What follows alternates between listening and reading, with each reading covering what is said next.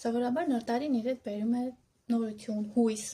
Ցավոք սրտի մենք ունենք մարդիկ, որոնց համար այն գալիս է լռության, սպասման, ցավի միջով։ Այնուամենայնիվ ես սրտանց ուզում եմ շնորհավորել իմ քաղբանտարկյալ ընկերներին, Նարեկ Սամսոնյանին, Վազգեն Սաղաթելյանին, մեր 4 սրբազան հայրերին, մեր բոլոր քաղբանտարկյալներին։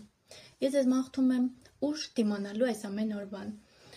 հավատ չկորցնելու մարդ մնալու կարողությունը եւ իհարկե առողջություն վերադառնալու մեզ մոտ կանգուն եւ լուսավոր։ Չնայած որ ձեզանից խլել են ձեր ազատությունը, ձեր ամեն օրը, այնուամենայնիվ չեն կարող խլել ձեր արժանապատվությունը, ոչ պատերը, ոչ ճաղերը, ոչ էլ ոչնչությունները։ Ձեր լռությունը այսօր շատ ավելի բարձր է, քան շատ մարդկանց բարձր խոսքերը։ Դուք վճարում եք ճիշտ խոսքի, ճշմարտության կողքին կանգնելու գինը, եւ այդ գինը մենք նույնպես տեսնում ենք, զգում ենք եւ կրում ենք ձեզ հետ միասին։ Ես ուզում եմ, որ գալիք տարին լինի այն շրջադարձը, երբ ճշմարտությունը կվերադառնա իր տեղը, իսկ ազատությունը իր մարդկանց։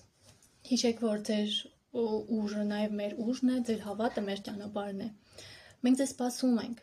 Շնորհավոր ամանոր եւ Սուրբ Ծնունդ եւ ազատություն բոլոր քաղբանտարկյալներին։